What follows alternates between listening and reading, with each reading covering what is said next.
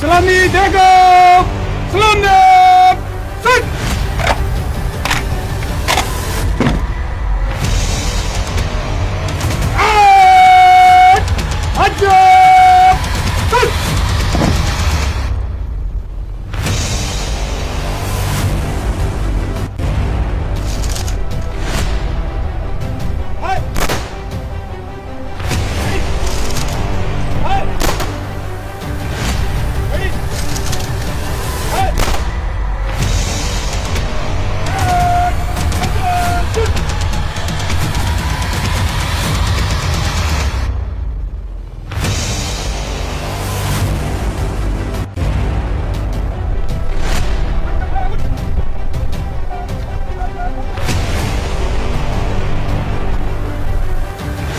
जम्मू कश्मीर में हुए बड़े हादसे में 10 सैनिक जो शहीद हुए हैं। हरियाणा चचोरी ब्लॉक शेरपुर के रहने वाले सुधीर नरवाल का जो आज पार्थिव शव है जो यहाँ पर लेके आया गया है, उनके साथ ही बहुत बड़ी आर्मी फोर्स जो कि उन्हें आखिरी सलामी देने के लिए यहाँ पहुंची है। साथ ही साथ कृषि मंत्री श्याम सिंह राणा, एमएलए घनश्याम दास अरोड़ा भी यहाँ पर उन्हें शहीद का जो है सलामी देने के लिए पहुंचे हैं और नम आंखों से जो है उन्हें विदा करते हुए नजर आ रहे हैं। क्या परिवार में क्या कुछ बीत रही होगी।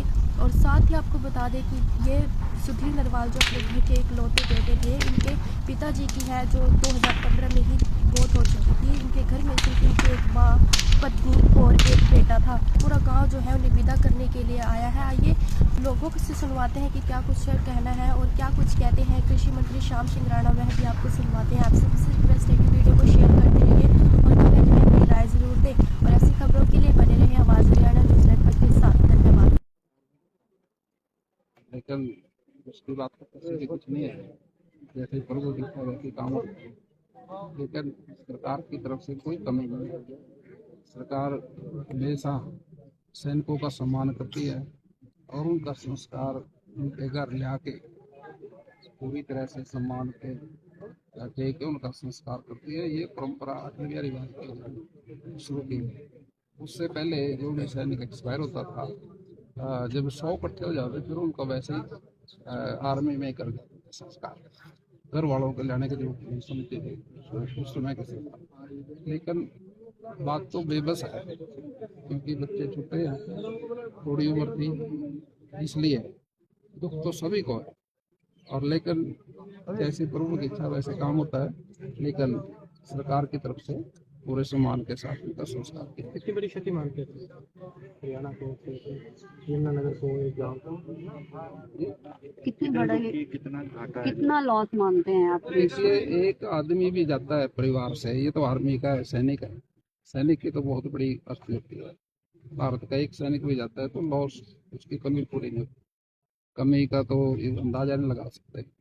लेकिन फिर भी हमारे देश की जो परंपरा है उसके अनुसार ही काम होता है। क्या कोई शहीदी स्मारक वगैरह है, कुछ ऐसा बनाया जाएगा जिससे उसको याद किया जाएगा? कुछ शहीदी स्मारक की याद में कुछ ऐसा? देखिए, शहीदी स्मारक तो बनते हैं हर जगह बनते हैं। सरकार की तरफ से क्या सहायता की जाएगी?